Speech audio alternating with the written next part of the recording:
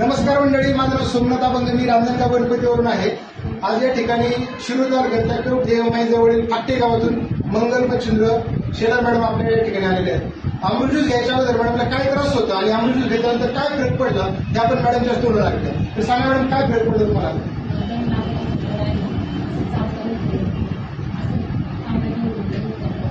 Okay, म्हणजे मॅडमला दम लागत होता, अस्थमाचा त्रास होता, चालता येत नव्हतं, तांब्या भरून जर घेऊन झाले तरी दम लागायचा. 10 वर्ष मॅडमला दम्याचा त्रास आहे. गोळ्या वगैरे चालू होत्या? 10 वर्ष गोळ्या खात होते. गोळ्याने काय फरक पडला? पुन्हा त्रास व्हायचा. पंप वगैरे चालू होता? किती वेळा पडायचे दिवसातून?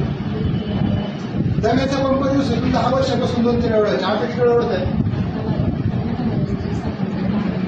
म्हणजे मॅडम आता पंप उडतच नाही. जर चुकून त्रास झाला तरी एखाद्या वेळेस सोडतो.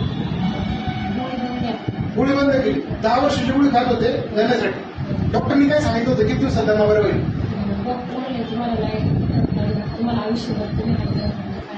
बापरे, म्हणजे डॉक्टरनी सांगितलं की तुम्हाला फरक पडणार नाही, तुम्ही जोपर्यंत जिवंत आहे तोपर्यंत तुम्हाला गोळी खायला लागली. आणि अमृतदृष्टी किती दिवसात गोळी बंद झाली? वा वा वा, 15 दिवसात अमृत ज्यूसमुळे 10 वर्ष गोळ्या खाणाऱ्या गोळी बंद झाली आणि पंप बंद झाला. त्याच्यापेक्षा लोकांना काय